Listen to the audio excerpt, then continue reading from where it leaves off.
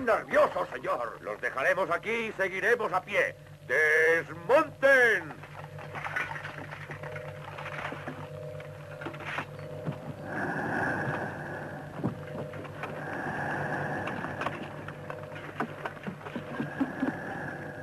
He aquí la cueva de Caérbano. Bien. Cubridme. ¿Con qué? Vosotros cubridme, ¿eh? ¡Ya está! ¿Eh? ¡Allí está! ¿Dónde? ¡Allí! ¿Cómo? ¿Detrás del conejo? ¡Es el conejo! ¡Seréis idiota!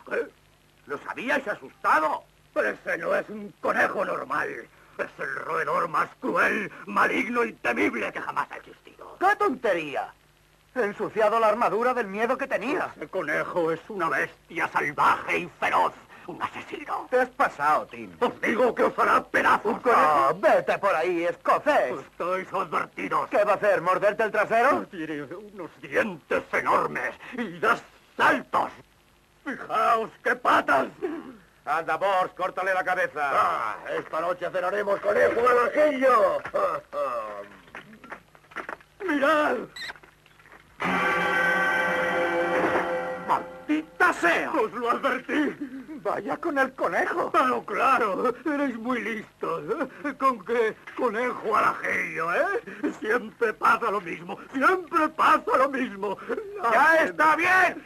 ¿Me escuchan? ¡A la carga! ¡A la carga! ¡A la carga!